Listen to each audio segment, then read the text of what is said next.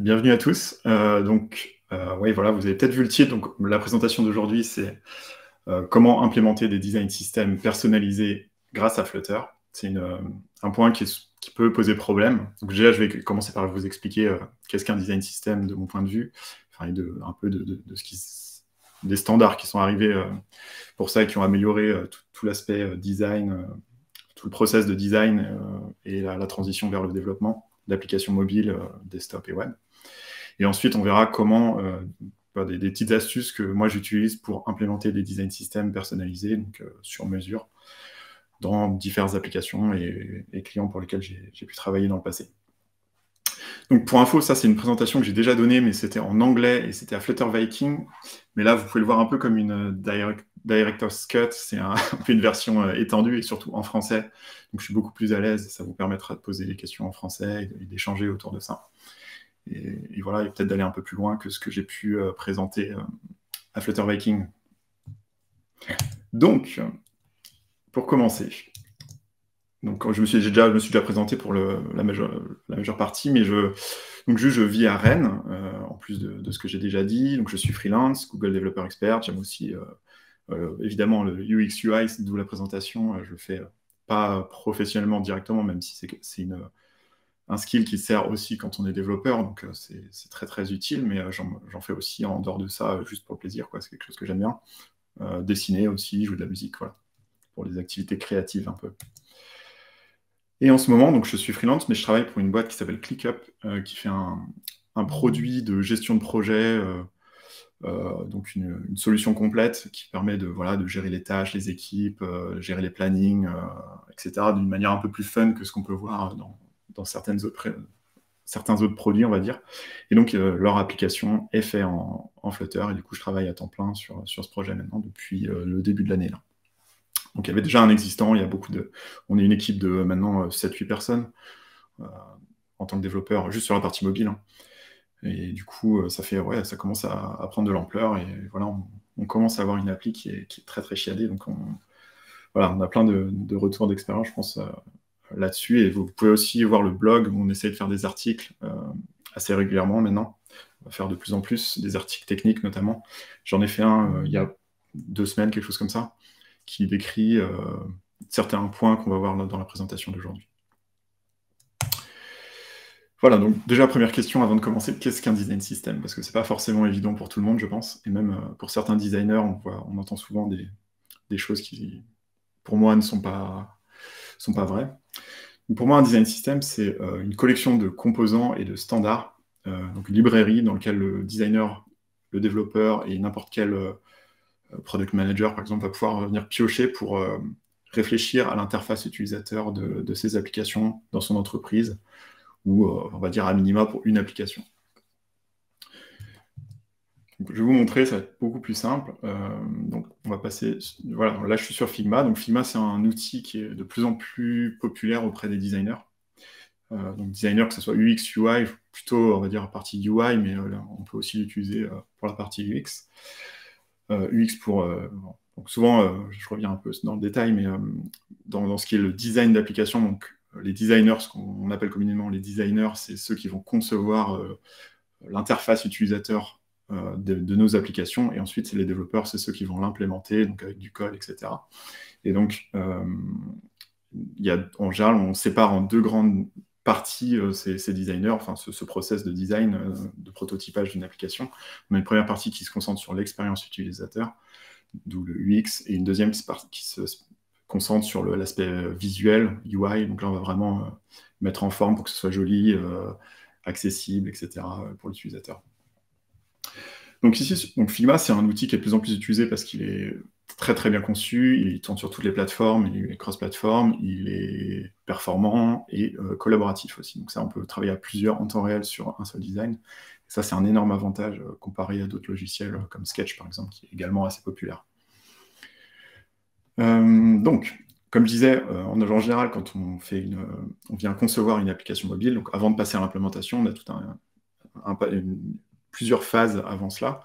On va réfléchir d'abord aux fonctionnalités qu'on veut, on va les prioriser, etc. Ensuite, on va passer à une phase de réfléchir à l'expérience utilisateur. Donc, ça peut aboutir à ce genre de concept très simpliste, on va dire. Par exemple, ici, L'objet de ce fichier de design, c'est de définir le visuel d'une application d'un shop qui va servir à vendre des outils pour des Vikings, comme c'était pour Flutter Viking. C'est juste pour le fun, mais voilà, il faut voir ça comme un magasin avec des produits et une page de détail, très simple. Donc voilà, là, on peut voir par exemple une première introduction à l'UX, où ce serait par exemple de dire, sur cette page, je veux au moins à minima tous les produits, je veux des filtres, je veux une bannière qui met en avant certains produits, et puis une barre en bas. Enfin, en bas, la position n'a que peu d'importance en fait quand on est à la phase de UX, c'est juste on veut décrire les fonctionnalités, les organiser dans des écrans, des transitions, et faire en sorte que tout ça soit une expérience cohérente, quoi. Et après, le visuel, l'emplacement, etc., tout ça, l'emplacement peut avoir une importance dans l'expérience, mais on va dire l'aspect visuel pur passe dans un second temps. Donc une fois qu'on est d'accord avec ça, qu'on a même pu le tester auprès d'utilisateurs, l'expérience, pour vérifier que toutes les fonctionnalités nécessaires étaient présentes, le designer UX va passer au processus de UI, et là il va faire quelque chose de plus joli en se basant sur ce qu'on avait déjà. Donc, par exemple ici, on a nos deux pages précédentes, qui sont maintenant designées donc, avec un thème bien spécifique. Donc on a en haut une barre, un header, avec la possibilité de rajouter des filtres. Donc on voit qu'ils sont plus présentés de la même manière, mais c'est parce que visuellement c'est plus joli de cette manière-là désormais. On a la liste des produits, on a notre bannière qui maintenant est collée à la barre de navigation en bas. On a le résumé du panier et le compte utilisateur. Et quand on navigue, tac, on passe à une page de détail, et là on a le layout de la barre qui change un petit peu, et on vient avoir une bottom sheet avec le détail des produits.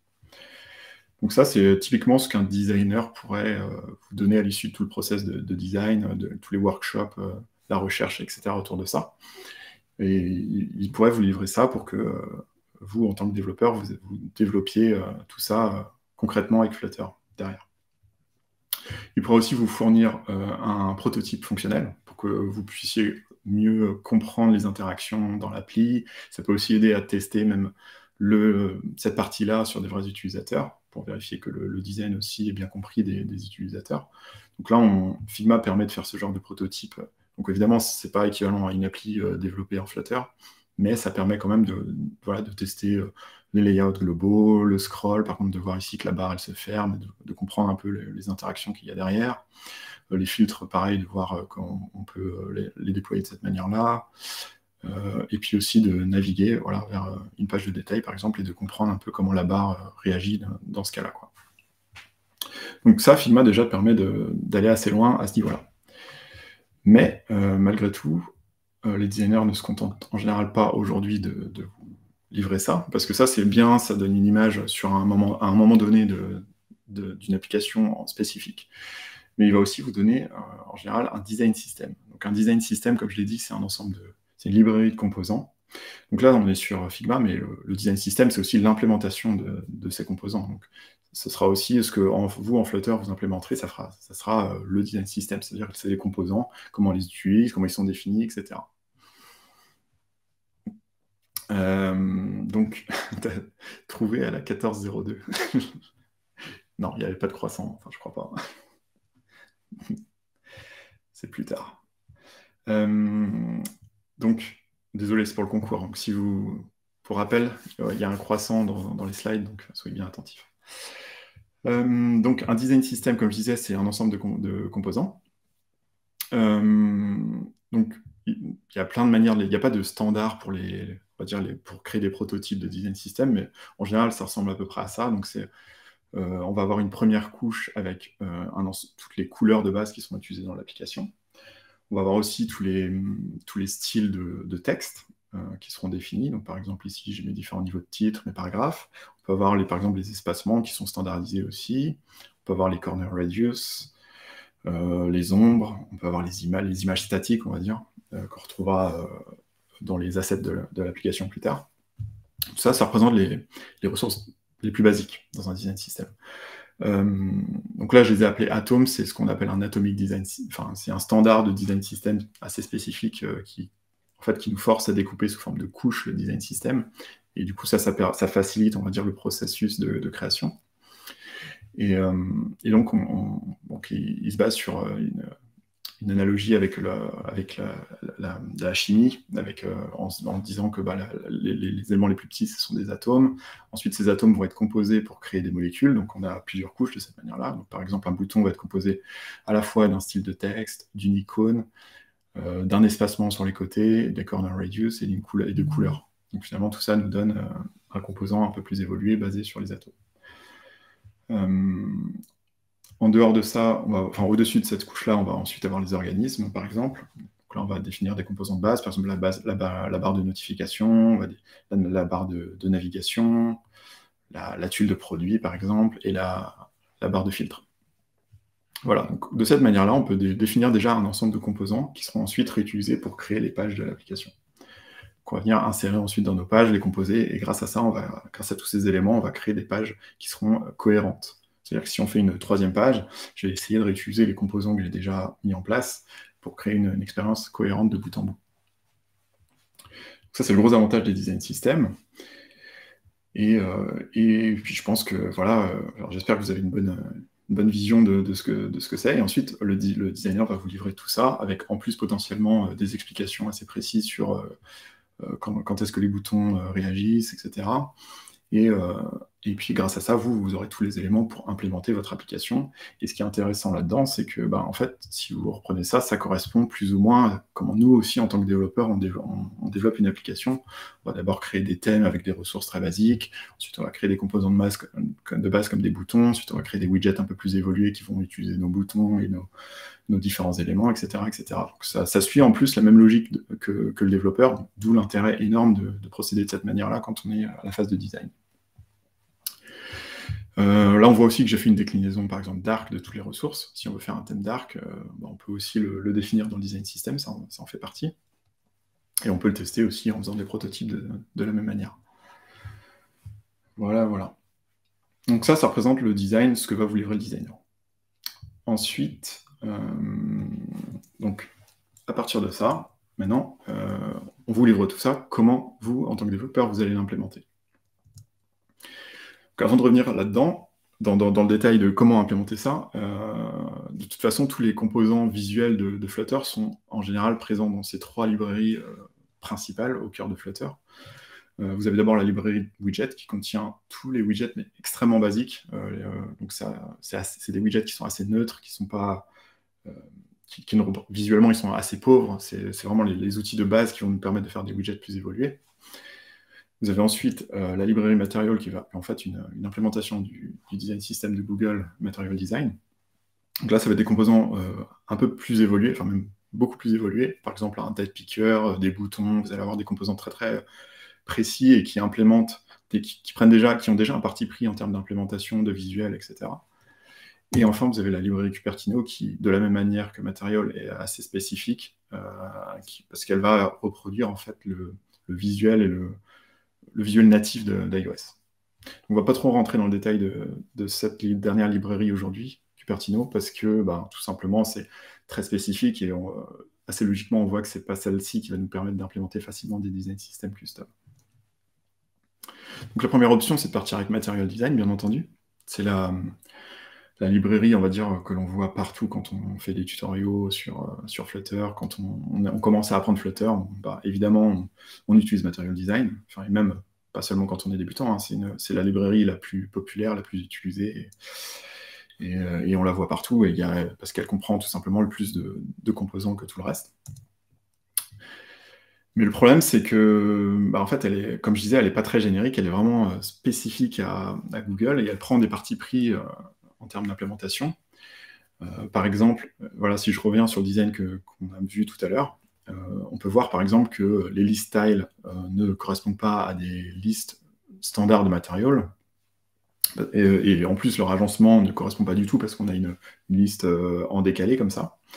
Donc ça déjà, ça ne correspond pas à Material. Pareil, la barre en bas de navigation avec le container de notification, en fait, ça ne correspond pas à quelque chose de facile à faire avec des bottom bars Material, des composants de base. Pareil, le header, il est un peu spécifique, on a le bouton qui dépasse. Enfin voilà, on voit que, par exemple, implémenter cet écran avec du Material, c'est pas forcément évident et on va être obligé de faire quasiment des surcouches à Material pour chaque élément. Et du coup, on commence à se demander, est-ce que ça vaut le coup de partir sur Material Design pour faire une implémentation de ce type-là? En tout cas, c'est la question que je me pose. Pour moi, les avantages de Material, c'est que c'est rapide. On a énormément de widgets tout faits. Donc, comme je disais, par exemple, si vous avez à faire des boutons, des piqueurs, il y a plein de choses qui sont déjà toutes prêtes et faciles. Donc, c'est extrêmement rapide de développer des applications grâce à Material Design. Vous avez aussi tout ce qui est accessibilité qui est déjà préconfiguré, on va dire. L'accessibilité, c'est pour faciliter, comment dire, pour améliorer l'expérience pour les personnes qui n'ont pas forcément, qui ont des difficultés, par exemple, à voir les couleurs ou par exemple, qui ne voient pas bien. Donc, on va proposer des solutions alternatives avec des lecteurs, par exemple, d'écran. Et puis enfin, c'est responsive, donc on va automatiquement s'adapter à la taille de l'écran. Et ça, c'est intéressant aussi parce que c'est très coûteux en termes de développement, évidemment, de proposer des alternatives en fonction des tailles d'écran pour nos différents composants. C'est pour ça, le Material, c'est pour ça qu'il est aussi utilisé et qu'il faut l'utiliser autant que possible, c'est que, en fait, il possède déjà énormément de choses d'implémenter et ça fait gagner beaucoup de temps. Par contre, il y a des choses qui sont un peu moins intéressantes de mon point de vue, c'est que, par exemple, les conventions de nommage ne correspondent pas forcément à ce que le designer a prévu. Donc, par exemple, s'il a nommé ses titres, titre 1, titre 2, titre 3, et que qu'on reprend en Material, c'est nommé header 1, header 2, header 3, par exemple.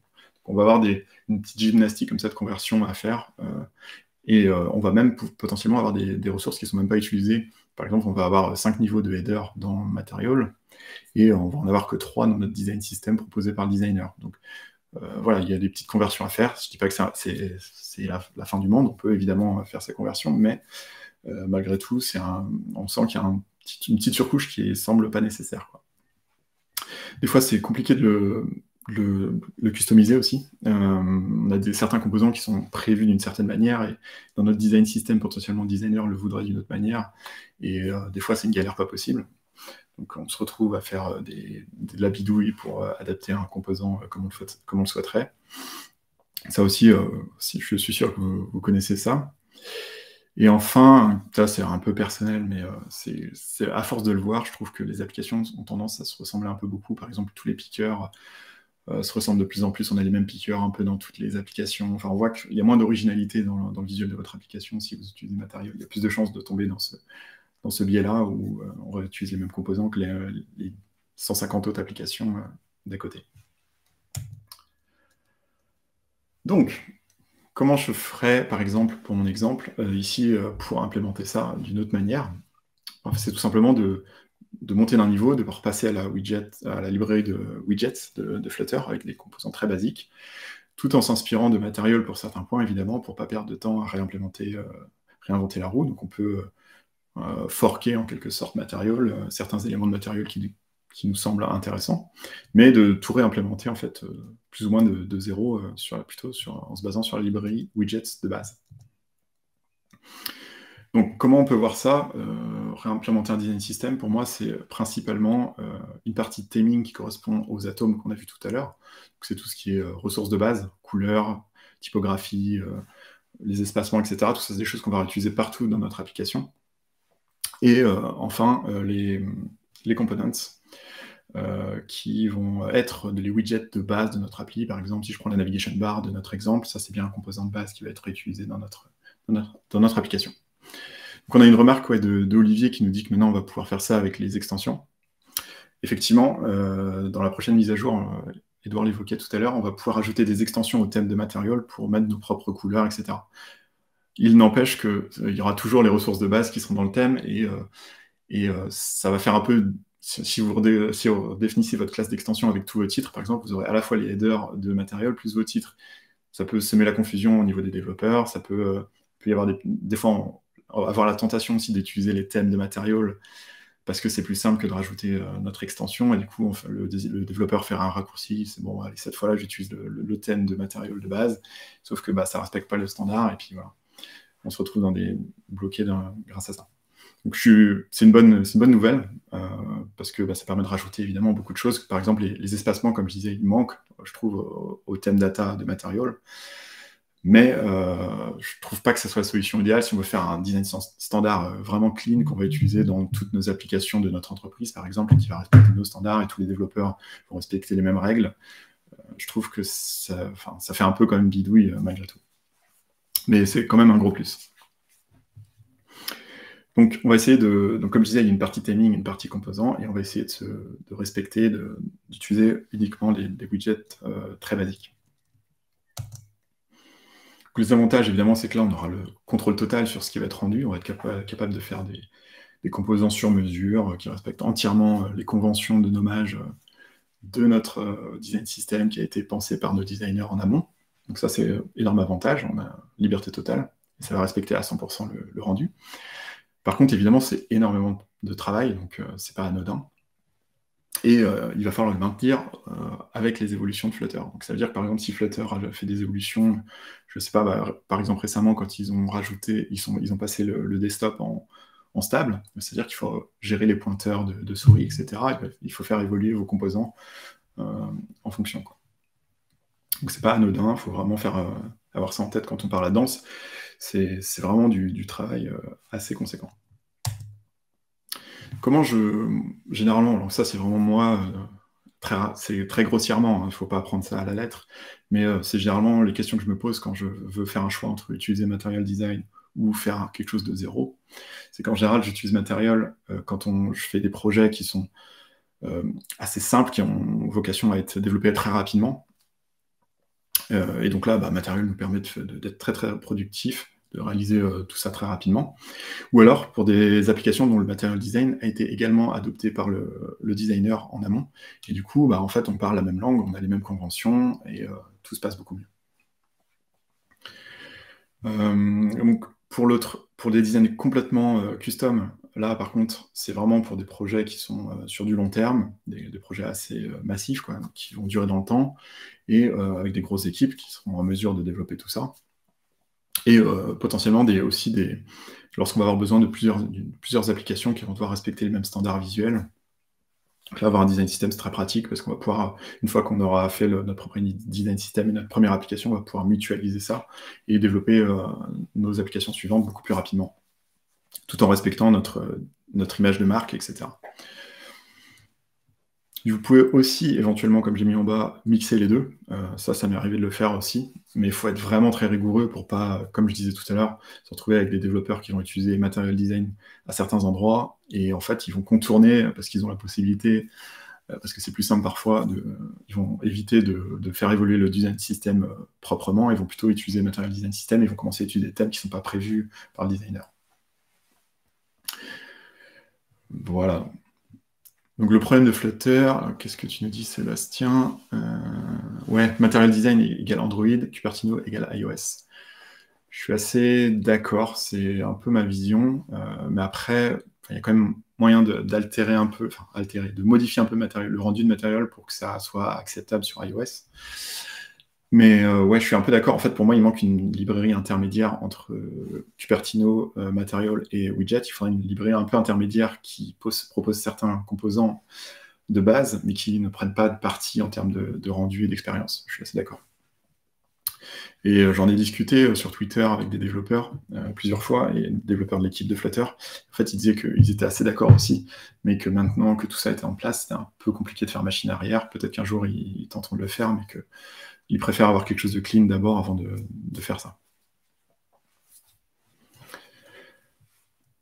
Donc, pour en revenir à la presse, on va voir comment implémenter ça. Donc la première couche, comme je l'ai dit, c'est la partie thème, avec les éléments, les atomes en fait, de mon design system, donc les ressources très basiques. Donc on l'a vu, il y a les extensions, on en parlait tout à l'heure, mais une manière plus générique et plus basique de faire ça, enfin, c'est la manière standard, et c'est comme ça que le thème de Material est réalisé en l'occurrence, c'est d'utiliser un widget qui s'appelle l'Inherited Widget. C'est un widget de base, donc pour moi, il y a 3 widgets vraiment basiques dans Flutter quand vous commencez à développer et que vous devez connaître absolument. C'est le stateless widget, le stateful widget. Pour moi, l'inherited widget est aussi important. Maintenant, on a des librairies comme Provider qui facilitent l'implémentation de l'inherited widget, mais ça reste, néanmoins, je trouve que c'est important de comprendre ce qu'est un inherited widget et comment il est utilisé dans le framework. Comme je disais, le thème, par exemple, de Material, c'est un inherited widget. Vous avez aussi le Media Query, qui est également un inherited widget, et on va voir pourquoi c'est puissant et comment développer vos propres inherited widgets.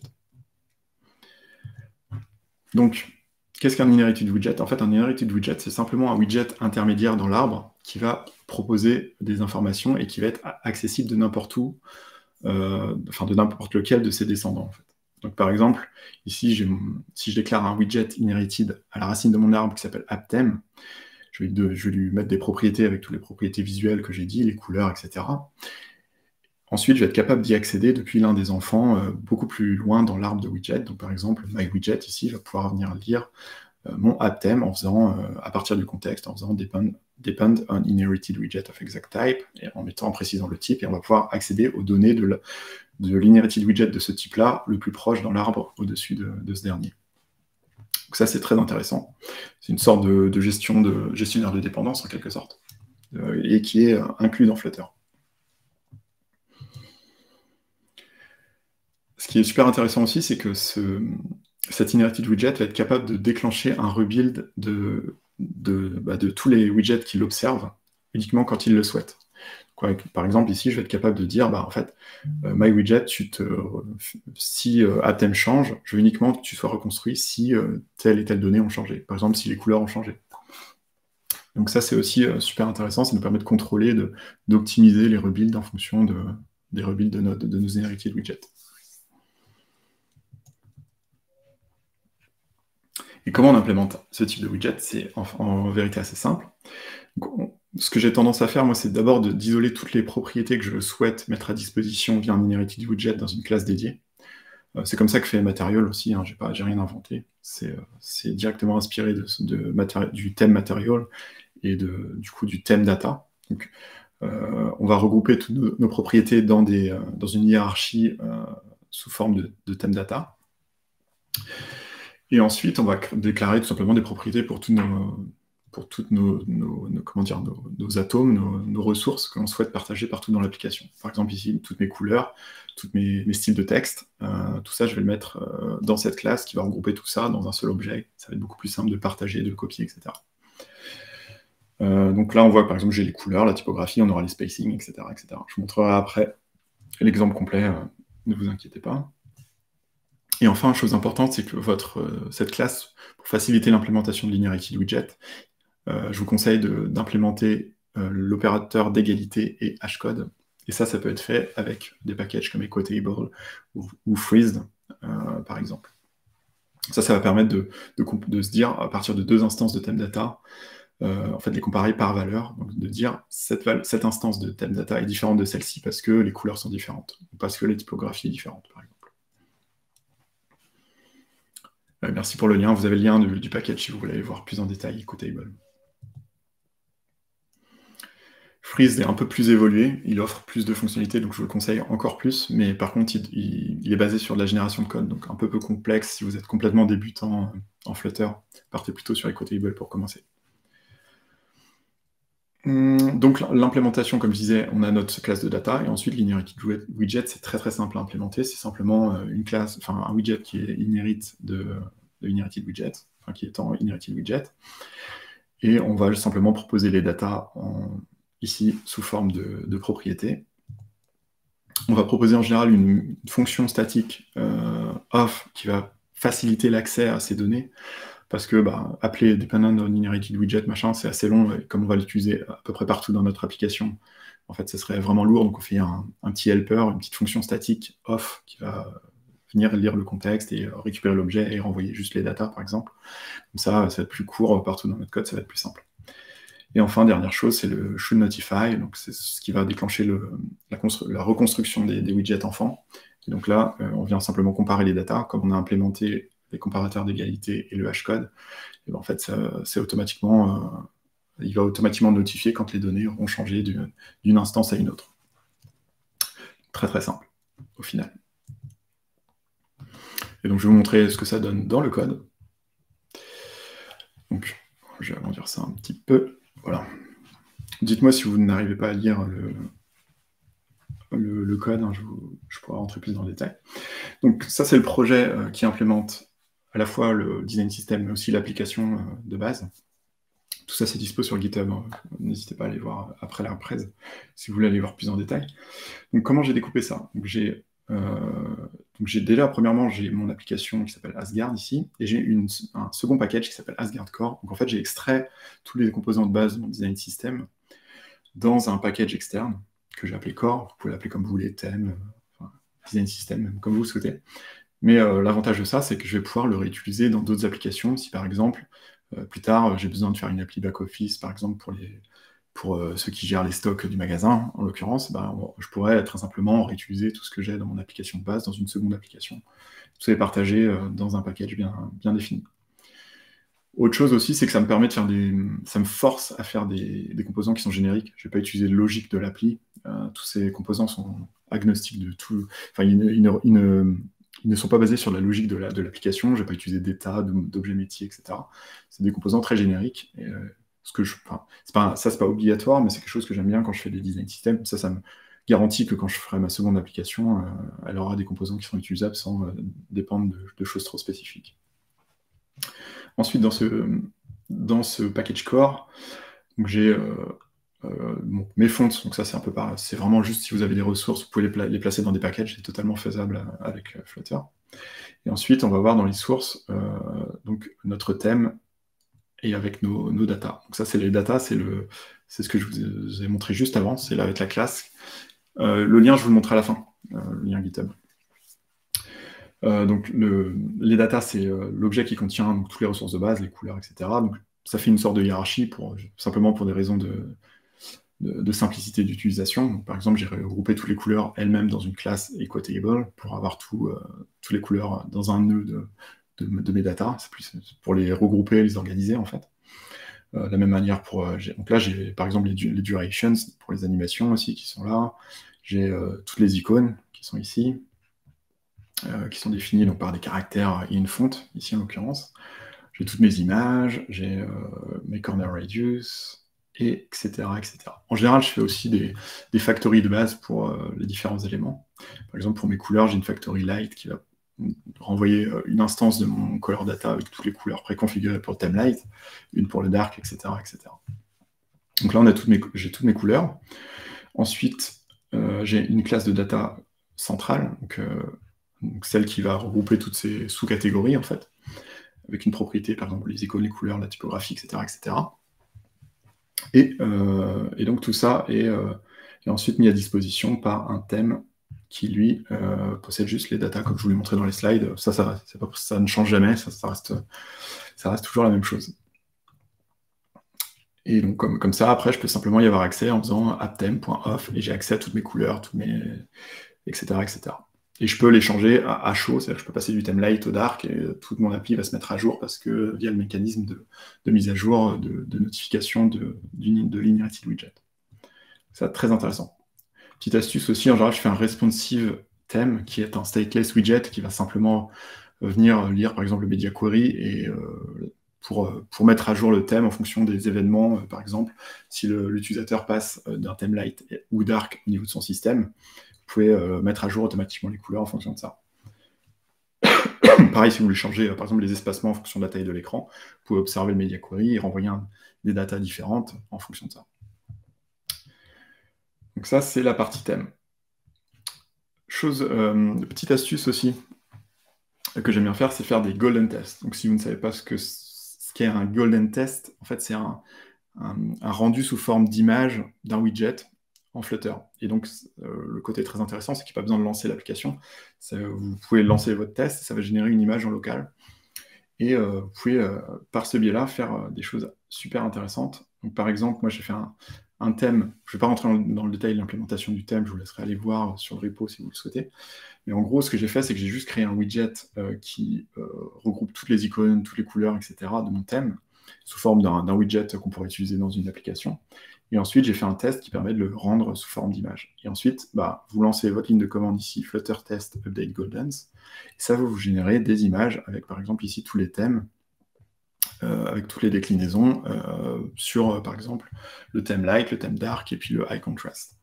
Et avec ça, on peut voir, se rendre compte de, OK, j'ai fait par exemple, ça respecte bien le design system original dans dans Figma, ou alors, par exemple, sur le high contrast, mince, j'ai oublié, je me suis trompé dans telle couleur.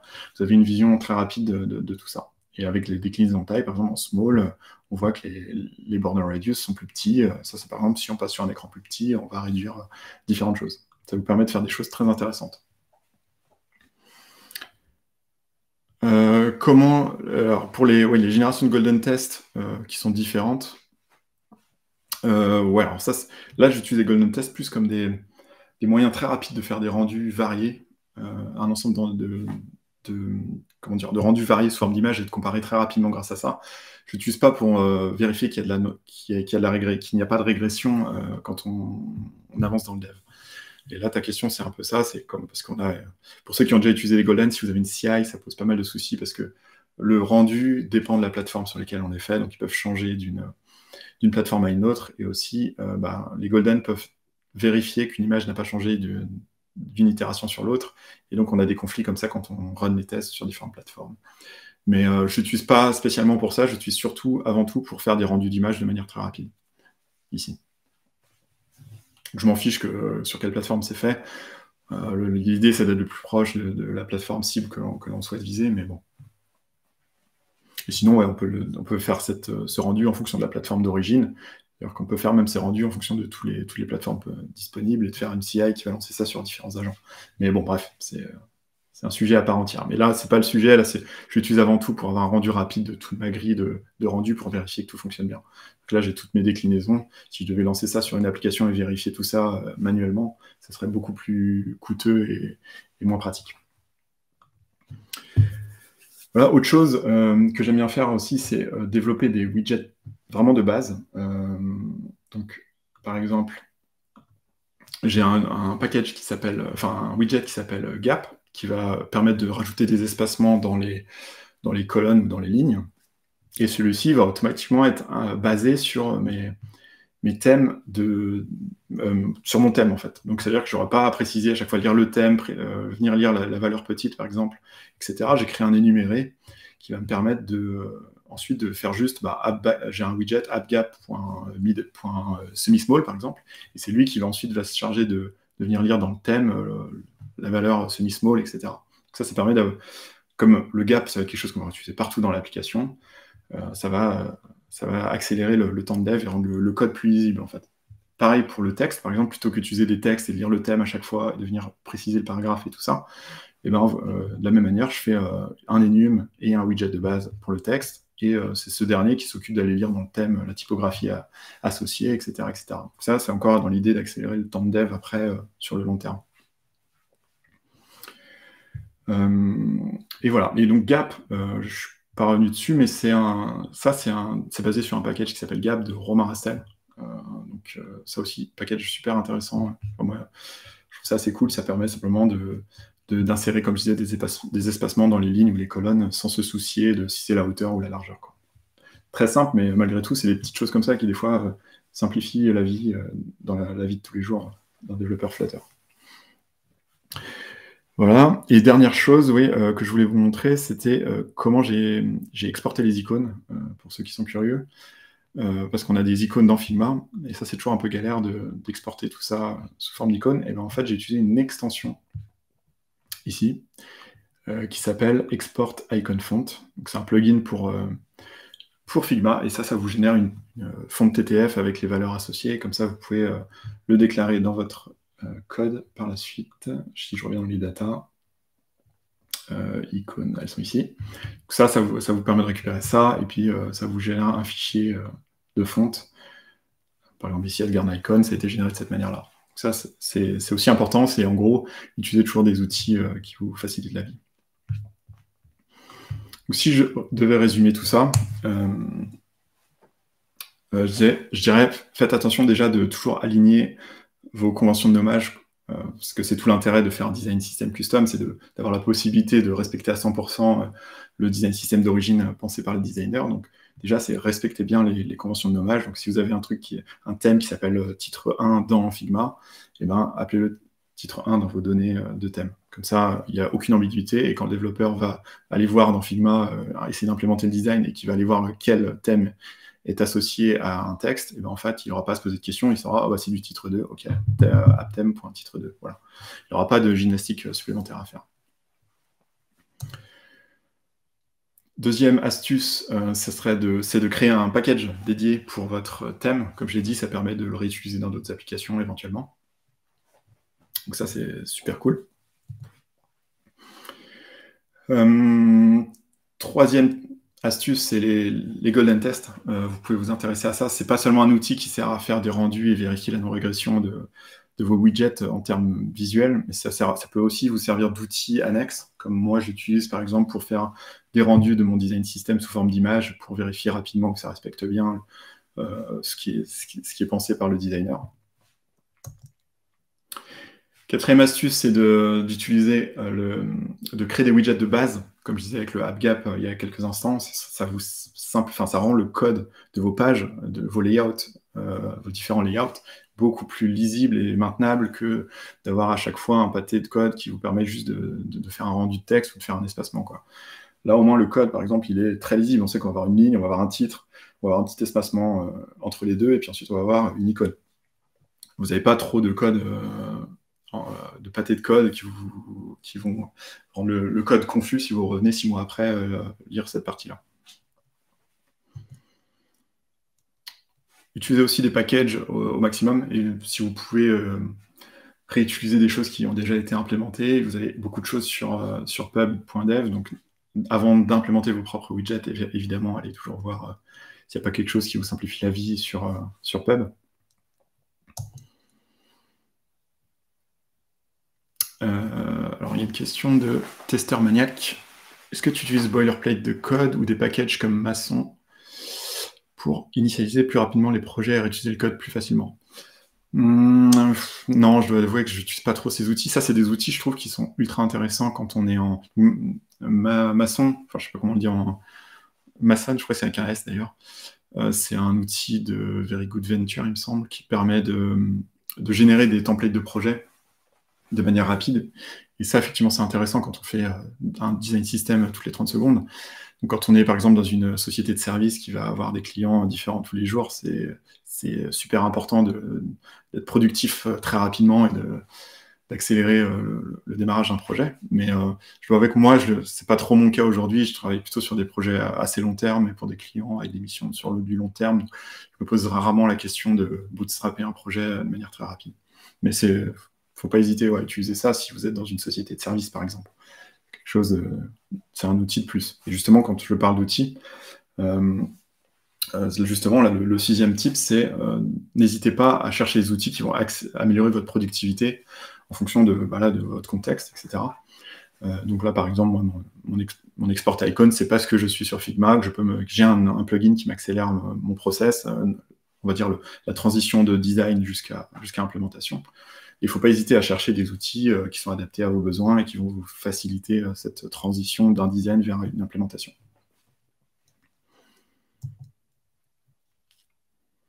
Ok, donc là on a nos ressources de base, ce que j'ai appelé les atomes. Maintenant, on va voir comment on peut se baser là-dessus pour développer des véritables widgets, et vraiment des composants interactifs. Donc, déjà, comment on va utiliser le thème? C'est la première question. Donc, on a vu qu'on avait un inherited widget. Et ben, en fait, c'est très très simple. Vous allez simplement lire le thème avec la méthode off que je vous ai indiquée tout à l'heure. Parce que... bien joué! Eh ben, je crois que c'est Jérémy qui a gagné. Ouais, je pense que c'est Jérémy. Tu me diras, Edouard, mais... Parce que moi, des fois, j'ai pas le chat dans l'ordre et tout ça. Mais bien joué. Effectivement, le croissant est là. C'est bien vu. Il est un peu caché, il est juste ici, là. Bon, caché légèrement. Mais bien joué. Bien joué, Jérémy. Bah, du coup, je te laisserai voir avec Edouard pour ta licence. C'est cool. Ah, faut pas rager, désolé les autres. Revenez la prochaine fois. D'ailleurs, je crois qu'il y a des Flutter Festival avec d'autres goodies qui vont être dispo. Edouard m'en a parlé. Donc, regardez un peu du côté des Flutter Festival à venir. Si vous voulez aussi des choses. Il y a sûrement, tu me diras, Edouard, mais il y a peut-être des peluches. des peluches de Flutter. Et des t-shirts notamment, il m'a dit. Bah, bien joué en tout cas. Pour revenir à la fraise. Pour le thème, c'est tout simple. Vous utilisez la méthode of helper que je vous ai montré tout à l'heure. Vous accédez au thème et grâce à ça, vous pouvez réaliser votre application et vos widgets, etc. Et en plus de ça, utiliser les widgets de base, évidemment, comme je vous ai dit tout à l'heure. Et cette combinaison de widgets de base et des widgets aussi très basiques, inclus dans Flutter, plus vos composants de base, tout ça, ça vous permet de réaliser vos composants sur mesure, vraiment au pixel près, quoi. Tout en gardant la productivité, en ayant des composants réutilisables. Donc, ce que je vous ai dit tout à l'heure, c'est surtout aller toujours voir comment est fait dans Material Design, parce que malgré le fait qu'on n'utilise pas Material Design, il y a plein de concepts, comme je disais, il n'y a pas de librairie intermédiaire. Il y a des choses qu'il faut quand même aller voir dans Material, même si vous faites un thème sur mesure, il y a beaucoup de choses qui existent dans Material et que vous pouvez réutiliser simplement en forquant le code, donc en copiant-collant grossièrement le code de certains composants, plutôt que de réinventer la roue, quoi. Par exemple, je pense ici le ink. Alors c'est ink response, c'est en gros la base de tous les boutons dans Material. C'est ce qui va générer votre petite onde visuelle, etc., qui est propre à Material, le ripple effect. Et c'est qui va gérer les interactions de la souris ou du touch de l'utilisateur. Et si vous allez voir dans Material, il y a tout un paquet de choses qui sont déclarées là-dedans, notamment cet effet visuel de ripple effect, comme j'ai dit. Il y a aussi la gestion de la souris ou du curseur, il y a la gestion du focus, il y a la gestion des semantics aussi pour indiquer au lecteur et d'écran, par exemple, que cette zone est interactive, etc., etc. Donc, alors, toute cette combinaison de choses, et si vous partez de zéro en disant je fais un bouton, en fait je fais un gesture détector, en fait vous allez passer, vous n'allez pas proposer toutes ces fonctionnalités supplémentaires. Et en fait, votre bouton, par exemple, vous allez passer sur un desktop, votre appli, vous la lancez sur desktop, et là, vous ne pourrez pas cliquer, et vous ne comprenez pas pourquoi. Ou alors, par exemple, ça ne sera pas du tout accessible. Donc, c'est dommage de se priver de ça, alors qu'il suffit en fait juste d'aller voir comment c'est implémenté dans Material, et puis simplement de reproduire cette implémentation. Je vais vous montrer ça dans le code, ça sera plus parlant. Donc, les widgets de base. Donc, je les ai mis dans le dossier widget. Donc, ceux de base, je vous ai montré tout à l'heure, c'est vraiment les très basiques. Et ensuite, on va voir nos composants du design system. Donc, si je reviens sur le design system ici, ça va être plutôt les molécules, voire les organismes. J'ai tendance à mettre tout ça. Et ça va être tous ces composants de base. Et si je reviens sur le bouton, par exemple, notre bouton, en fait, c'est un... Du coup, là, en l'occurrence, c'est un stateless widget qui va utiliser un tab builder. Donc, le tab builder, c'est l'équivalent du ink response, mais en très basique. Donc, il va pas vous proposer de ripple effect, il va juste vous proposer un builder avec un tab state, par exemple. Et tout ça, c'est une implémentation qui, en réalité, est basée sur le code de ink response. Donc, j'ai rien inventé, j'ai juste repris le code de ink response et je l'ai simplifié pour me proposer ce builder qui, moi, m'intéresse et qui me permet de faire le rendu visuel que je souhaite quand on a en fonction de l'état de la souris ou du touch. Et comme ça, j'ai le contrôle total sur le rendu. Alors que le ripple effect, si vous voulez customiser le ripple effect, eh ben c'est pas aussi simple que ça, finalement. Donc ça, je l'ai mis sous forme de package, d'ailleurs, si ça vous intéresse. Là, c'est une parenthèse, mais il y a un package tab builder, si vous voulez juste cette partie-là. Ça, vous pouvez le réutiliser. Et après, au-dessus de ça, en fait, mon widget, c'est simplement, en fonction de l'état, je vais changer la couleur de mon layout. Et grâce à ça, changer la couleur. Donc là, il y a aussi un truc intéressant qu'on peut voir ici, c'est que j'ai séparé mon bouton en deux widgets.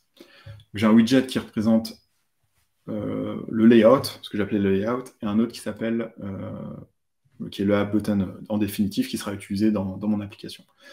Donc, dans le layout, je vais juste définir les différents états visuels que peut avoir mon bouton. Donc, inactive, hovered ou pressed, par exemple. Et j'ai un énuméré, tout simplement ici, par exemple, qui va, en fonction de ça, me construire, me définir le thème de mon bouton. Donc, en gros, juste changer la couleur avec un animated container. Il va changer la couleur de fond en fonction de l'état, enfin, en fonction de mon énuméré. Et il n'y a pas de on-tap. Donc là, c'est vraiment purement visuel.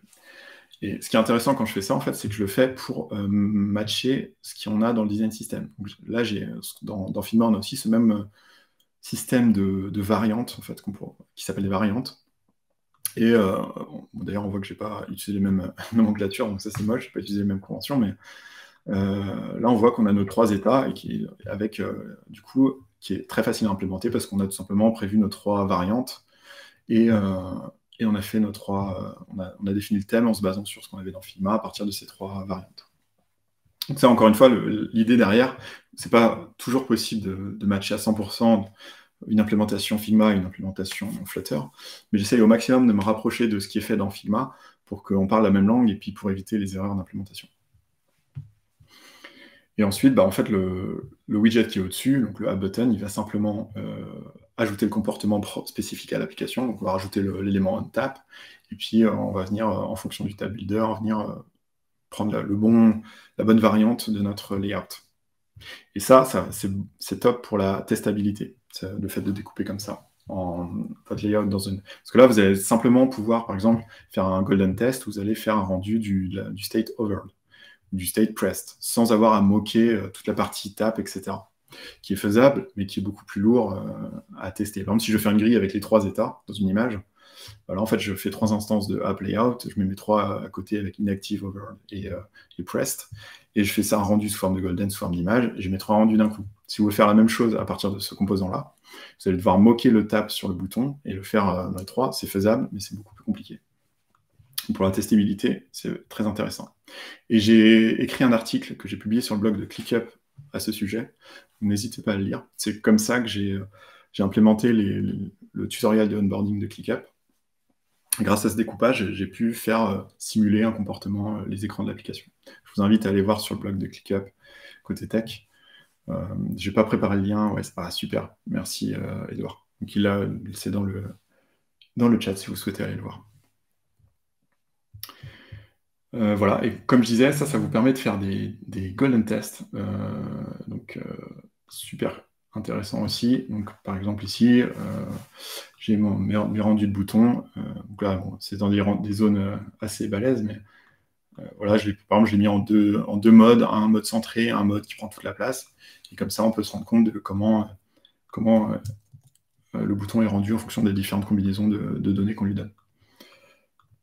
Donc ça aussi, super intéressant pour tester, et ça c'est grâce au découpage que j'ai réalisé. Donc après, je ne vais pas revenir sur tous les widgets, c'est un peu le même principe pour tout ça. En gros, c'est des widgets de base, mais basés vraiment sur des outils de base. Quand j'ai des choses un peu plus complexes, j'essaye de regarder ce qui est fait dans Material, et ensuite, voilà, on fait nos propres implémentations de nos widgets, et tout ça est très simple. Voilà pour le thème. Je pense que j'ai un peu tout dit. On va essayer de voir 2-3 astuces liées à ça. Donc déjà, c'est comme je l'ai dit 150 fois, mais toujours aller voir les implémentations de Material Design. Si vous faites des designs complètement custom comme ça vous fera gagner du temps.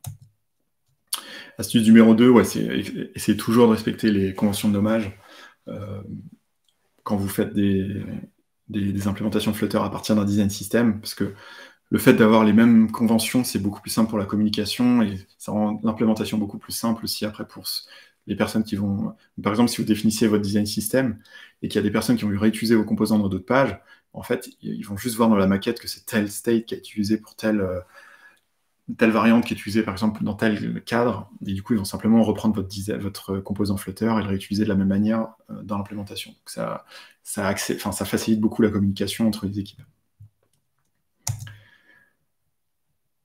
Et oui, astuce numéro 3, c'est n'oubliez pas l'accessibilité. Donc c'est pour ça, c'est un peu lié au fait de regarder toujours comment mon matériel est fait, mais il faut toujours aussi se poser la question de comment mon composant va réagir au problème d'accessibilité, comment il va réagir aussi au form factor, donc au côté responsive. Donc si mon composant est utilisé sur desktop, par exemple, est-ce qu'il ne faudrait pas que je change son layout? Est-ce qu'il doit être présenté de la même manière? Est-ce qu'il y a une utilisation différente, etc. Ça, c'est des questions qu'il faut se poser dès qu'on fait des composants, et surtout quand on fait des composants de base. Dernière astuce, c'est le fait voilà, comme je disais, de séparer en deux le layout et le comportement pour améliorer la testabilité et pouvoir faire des rendus, par exemple, sous forme d'image. À aller voir sur plus en détail sur l'article qui est dans le chat. Donc, tout ça, c'est dispo sur GitHub. Vous pouvez, donc voilà, vous aurez l'application, bon, elle est fait vite fait, hein, ça reste une appli de démo, mais vous avez quand même l'essentiel, on va dire, dans le repo. Ça vous donnera peut-être des idées pour améliorer certaines parties de vos code bases. Mais voilà, il y a encore des choses à faire, donc n'hésitez pas aussi à participer. Par exemple, ici, j'ai pas mis les filtres, donc il faut rajouter... il manque quelques composants, mais vous avez l'essentiel dans le repo. Ça reste une appli de démo, hein, malgré tout. N'hésitez pas à aller faire un tour. Et donc, merci à tous. Et je pense que j'ai fait le tour de la base. Hein. Si vous avez d'autres questions, n'hésitez pas à les poser dans le chat. Et j'essaierai d'y répondre au mieux. Mais c'est un sujet assez compliqué, donc c'est assez compliqué, comme je disais, de choisir, de prendre des décisions sur, par exemple, comme c'est des choses qu'on doit prendre en début de projet en général, les choix qu'on doit faire en début de projet, ça peut être compliqué de faire un choix entre les deux, et ça, je peux le comprendre. Souvent, on part sur Material parce que ça fait gagner beaucoup de temps, et comme je disais, il y a beaucoup de choses qui sont préconfigurées, donc on a aussi moins de risques d'oublier l'accessibilité, etc. Mais moi, j'y vois un réel intérêt quand on a une logique d'entreprise, d'image, de marque vraiment cohérente et qui reste standardisée, quoi. C'est cool si vous avez aimé. Eh bien, du coup, merci beaucoup. Aloïs, alors je ne sais pas si... Il me semble qu'il y avait une question un tout petit peu au-dessus. Ah, c'est possible. De Tester Maniac qui disait « Qu'est-ce que tu recommandes un développeur Flutter ?» Ok, je vois. Qu'est-ce que tu recommandes à un développeur Flutter qui souhaite améliorer son affinité avec l'UX UI design? Alors c'est un peu comme toutes les compétences, je pense qu'il faut surtout pratiquer. Donc il faut s'entraîner, il faut aussi se renseigner sur ce qui est fait, faut être curieux, quoi, de manière générale. Et surtout, pratiquer. Donc il faut télécharger Figma, il faut se mettre des petits défis. Ça peut être, par exemple, tiens, j'essaye de redesigner une appli existante à ma manière. Comment je pourrais améliorer l'expérience d'une appli que je trouve pas géniale? Et là, ça force à se poser les questions, en fait. Et après, c'est de lire comme en dev, hein, je dirais, c'est de se renseigner, d'être curieux, de lire des articles sur quels sont les bons standards, quels sont les rendus, les pièges dans lesquels il ne faut pas tomber, etc. etc. C'est comme tout, hein, ça s'apprend. Et il y a aussi des sites comme Dribbble, par exemple, où il y a plein d'exemples de design. J'aime pas trop Dribbble des fois parce que c'est vraiment une vision designer artistique, on va dire. Et des fois, il y a des problèmes d'ergonomie du fait que c'est avant tout pour la beauté visuelle. Mais bon, il faut quand même pas hésiter à aller voir, ça donne quand même des idées visuellement. Vu que c'est joli, ça donne quand même des bonnes idées. Et après, c'est aller voir aussi les standards de Material, de Cupertino, enfin d'iOS par exemple, sur quelles sont les bonnes pratiques à respecter.